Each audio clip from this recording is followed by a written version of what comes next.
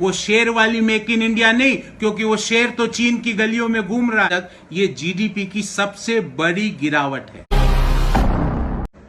नमस्कार साथियों, आज सरकार ने वित्तीय वर्ष 2020-21 के पहले क्वार्टर की जीडीपी की घोषणा की। ध्यान रहे 1996 से जब से क्वार्टरली जीडीपी के घोषणा का आरंभ किया गया, जब से लेकर आज तक ये जीडीपी की सबसे बड़ी गिरावट है। आज जीडीपी ग्रो नहीं करी है। Quarter one of financial year 2021 में जीडीपी ग्रोथ नहीं हुई है, डी ग्रोथ हुई है -23.9% की। ध्यान रहे इस 23.9% की डी ग्रोथ में एमएसएमई और इनफॉर्मल इकोनॉमी को अभी तक नहीं जोड़ा गया है।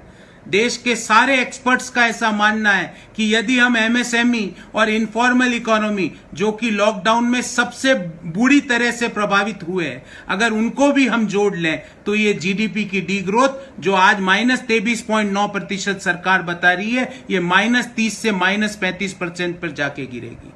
साथियों, सवाल ये उठता है कि ऐसा क्यों हुआ? ये एक्ट ऑफ गॉड के कारण नहीं हुआ, क्योंकि इससे पिछले क्वार्टर में भी जीडीपी 3.1% पर आके गिर चुकी थी।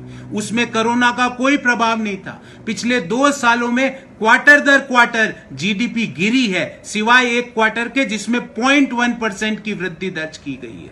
सवाल ये उठता है कि ऐसा क्यों हुआ है और इससे बाहर निकलने के क्या उपाय है।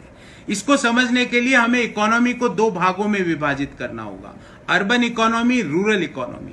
अर्बन इकोनॉमी में सेंटीमेंट्स के, पॉजिटिव सेंटीमेंट्स का बहुत बड़ा अभाव है। लोगों की नौकरियां जा रही है, सर्विस सेक्टर डीग्रो कर रहा है, लोगों की सैलरी में कटौती की जा रही है। वहां पे पॉजिटिव सेंटीमेंट्स का संचार करना पड़ेगा।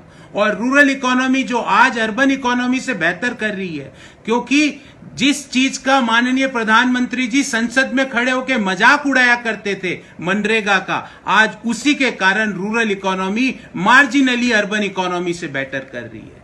तो अब इससे बाहर निकलने का क्या उपाय है? इससे बाहर निकलने के 4 उपाय हैं। नंबर 1, अर्बन इकोनॉमी में और सर्विस सेक्टर में पॉजिटिव सेंटीमेंट्स का सृजन करना पड़ेगा।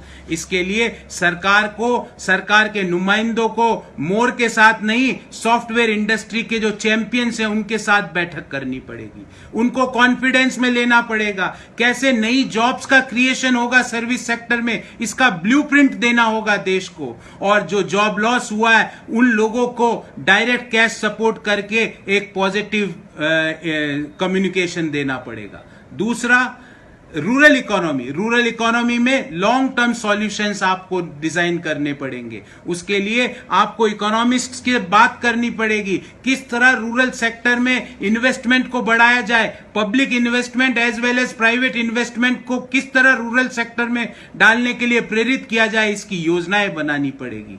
नंबर 3 बात, जो एमएसएमई सेक्टर है उसको लोन की खुराक नहीं, हैंड होल्डिंग की जरूरत है। उसको लिक्विडिटी देनी पड़ेगी, उसको कैश सपोर्ट देना पड़ेगा, क्योंकि ध्यान रहे एमएसएमई का जीडीपी में कुल योगदान लगभग 30 से 35% के बीच है। और नंबर 4, मैन्युफैक्चरिंग सेक्टर के लिए एक कॉम्प्रिहेंसिव योजना लानी पड़ेगी। वो शेर वाली मेक इन इंडिया नहीं, क्योंकि वो शेर तो चीन की गलियों में घूम रहा है। ऐसी योजना जिससे मैन्युफैक्चरर्स को कुछ इंसेंटिव मिले, उनको लेबर मुहैया करानी पड़ेगी। और लेबर मुहैया कराने के लिए जो माइग्रेंट्स गांव की ओर जा चुके हैं उनको वापस पॉजिटिव संचार देना पड़ेगा। उनके खातों में डायरेक्ट कैश ट्रांसफर करके उनमें एक पॉजिटिविटी भरनी पड़ेगी। जब भी कंजम्पशन बढ़ेगा, जब भी डिमांड बढ़ेगी और उस डिमांड के लिए सप्लाई बढ़ेगी। अन्यथा ये माइनस का सिलसिला क्वार्टर दर क्वार्टर चलता रहेगा। मैं सरकार से विनती करता हूं कि आप कुत्तों की बात तो करते हो, पर इन जीडीपी की बात भी कर लीजिए। एक बार पूरी मन की बात सिर्फ जीडीपी के ऊपर और इकोनॉमी के ऊपर कर लीजिए।